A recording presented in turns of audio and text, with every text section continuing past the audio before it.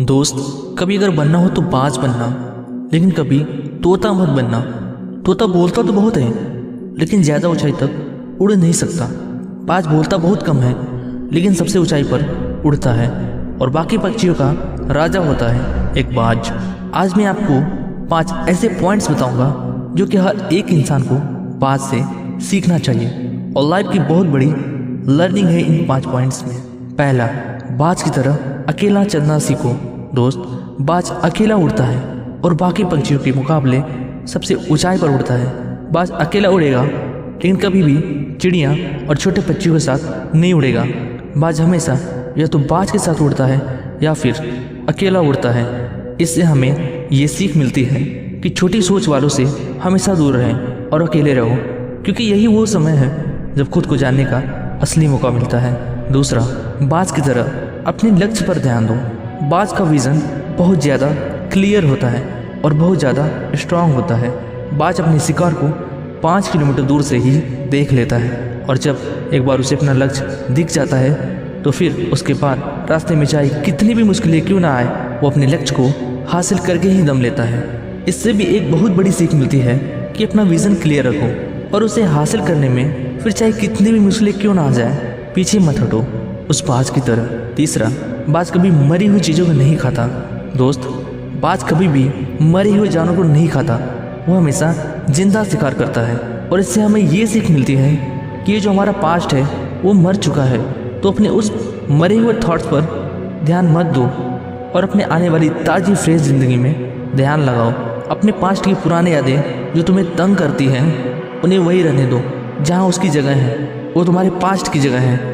अपने वर्तमान में जगह मत दो, क्योंकि अगर एक बार तुम्हारा पास्ट तुम्हारे प्रेजेंट में आ गया तो तुम्हारा पास्ट तुम्हें कभी तुम्हारे प्रेजेंट में नहीं रहने देगा। पास्ट में तुम्हारे साथ कितना भी बुरा क्यों ना हुआ हो, वो सब यादें और थॉट्स मर चुके हैं। और उस बाज की तरह बनो जो कभी भी मरी हुई चीज़ों को नहीं खाता।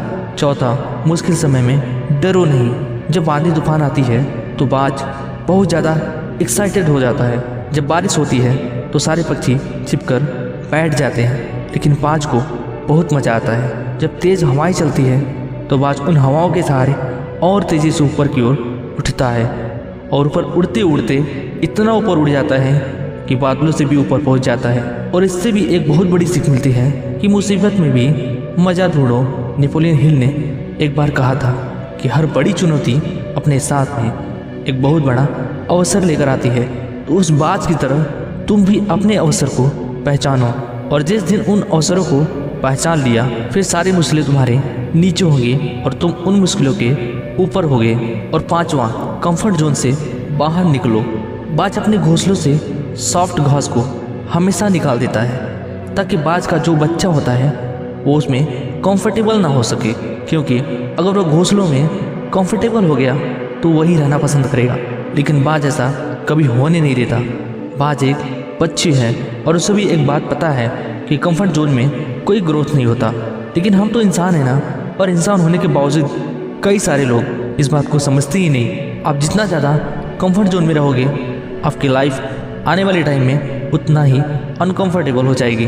दोस्तों, मुझे पूरी उम्मीद है कि बाज द्वारा बताए गए इन 5 लेसन से आपको कुछ न कुछ सीखने को जरूर मिली होगी। तो कमेंट सेक्शन में ज़रूर बताइएगा कि आपको कौन सी सीख सबसे अच्छी लगी, और अपने दोस्तों के साथ ज़रूर शेयर करिएगा। और अगर चैनल पर नए हों तो चैनल को सब्सक्राइब करके बेल आइकन को जरूर दबाइएगा, ताकि ऐसे ही पावरफुल मोटिवेशनल वीडियोस आपको हमेशा मिलती रहें। Thank you for watching this.